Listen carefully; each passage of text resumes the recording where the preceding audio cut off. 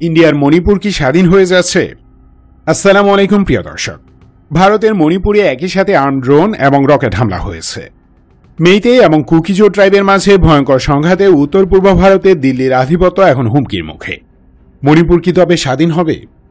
গত বছর থেকে ভারতের নর্থ ইস্টার্ন স্টেট মণিপুরে উপজাতীয় সংঘাত চলছে। এই সংঘাত এখন তুঙ্গে। মণিপুর সেভেন সিস্টার্সের অন্যতম গুরুত্বপূর্ণ একটি রাজ্য। কয়েক দশক পর সেভেন সিস্টার্সের কোনো প্রদেশে স্বাধীনতাকামীরা হাইটেক অস্ত্র যেমন আর্ম ড্রোন এবং গাইডেড রকেট ইউজ করল। গত বৃহস্পতিবার থেকে শনিবার সকাল পর্যন্ত কয়েক দফা আক্রমণে সেখানে মোতায়েন ইন্ডিয়ান আর্মি ও পুলিশ ফোর্স আতঙ্কিত হয়ে পড়ে।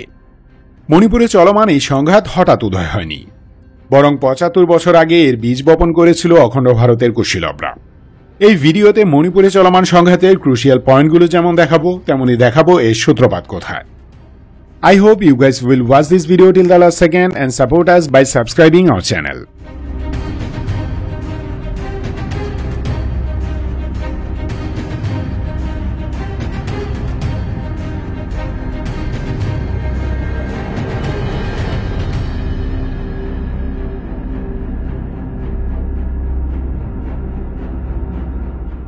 উত্তর পূর্ব ভারত অর্থাৎ সেভেন সিস্টার্সের ভাইটাল একটি প্রদেশ হল মণিপুর। আয়তন ২২,৩২৭ স্কয়ার কিলোমিটার, রাজধানী ইম্ফল। এর উত্তরে নাগাল্যান্ড, দক্ষিণে মিজোরাম এবং পশ্চিমে আসাম প্রদেশ। পূর্বে আছে মিয়ানমারের সাগাইং রিজিয়ন এবং দক্ষিণে চীনল্যান্ড।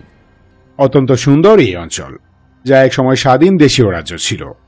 দেশভাগের সময় ব্রিটিশরা কৌশলে মণিপুরকে দিল্লির অধীনে রেখে যায়। ১৫ অক্টোবর ১৯৪৯ সালে ইন্ডিয়ান আর্মি কর্তৃক দখল করে নেয়ার আগে তা ছিল মণিপুর কিংডম। বর্তমান chief minister N Biren Singh.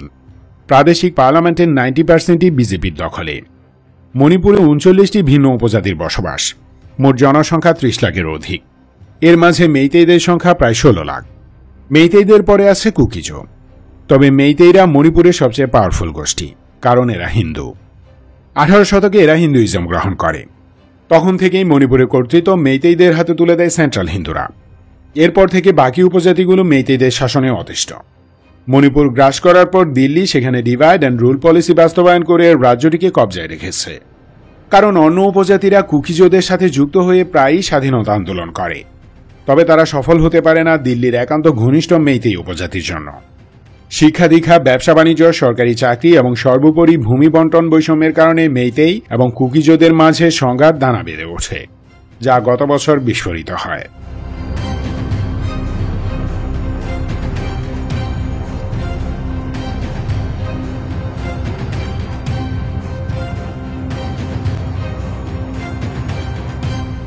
দুই সালের মে মাসের ৩ তারিখ মণিপুরে দুই উপজাতি গোষ্ঠীর মাঝে সংঘাত ছড়িয়ে পড়ে।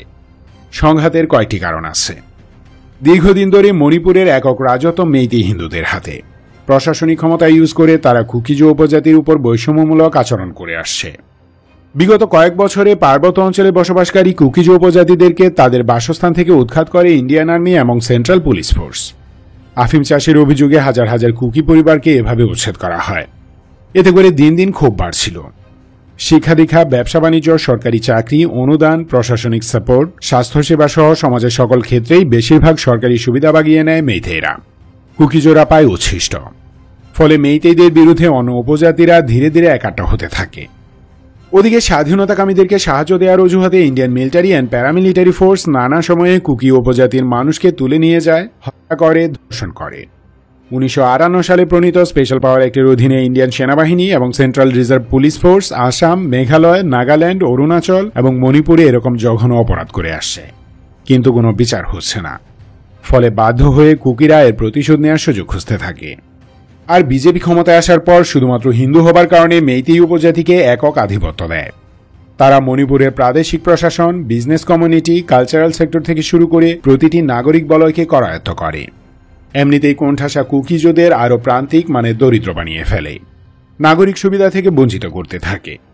বিপরীতে মোদি এবং বিজেপি মেইতেই উপজাতিকে আরও শক্তিশালী করে। ফলাফল দুটি গ্রুপ মুখোমুখি হয়ে যায়।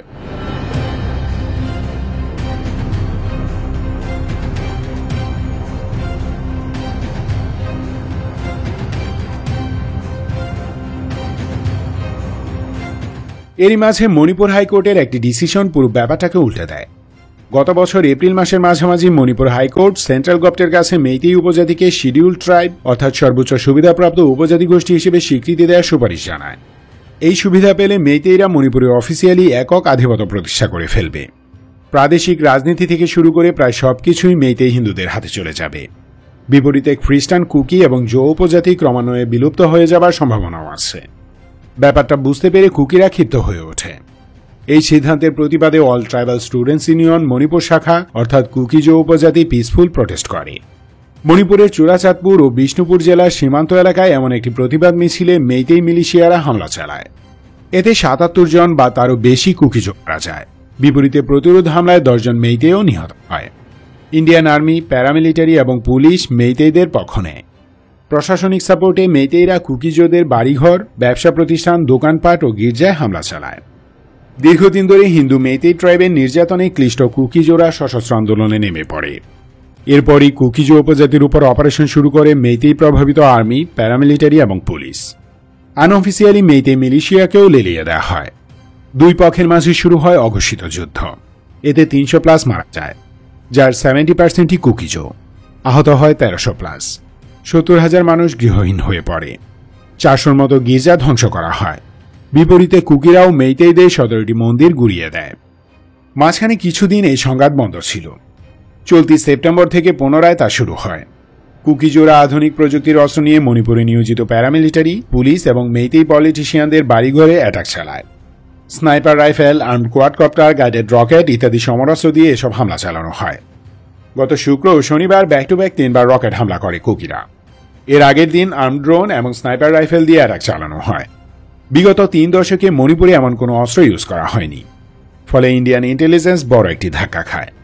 এখনও তারা এসব অস্ত্রের হদিস খুঁজে পাচ্ছে না। এত অল্প সময়ে কুকিজোদের ট্রান্সফরমেশনে অবাক হয়ে গেছে দিল্লি। তবুও তারা হিন্দুত্ববাদের হিংসামূলক পলিটিক্স থেকে বের হয়ে আসছে না। হিন্দু মেইতেই উপজাতির আধিপত্য বজায় রাখার জন্য অনৈতিক উপায় অবলম্বন করছে।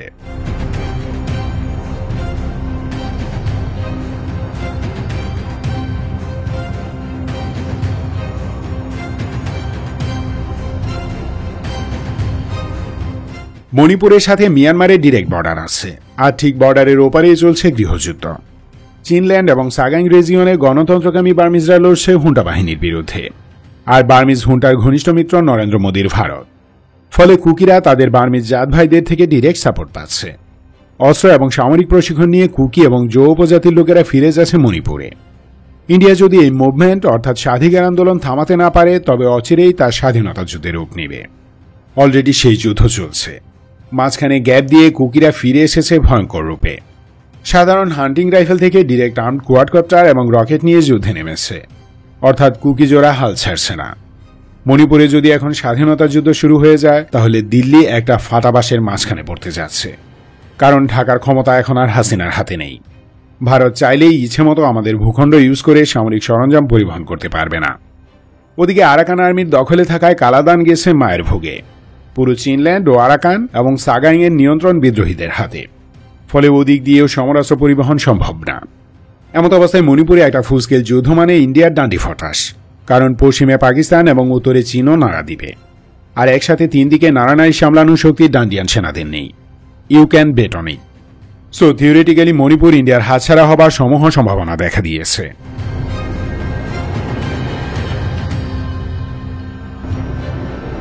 Thanks for watching this video. Stay alert, stay awake and stay safe. Love Bangladesh. Long live Bangladesh.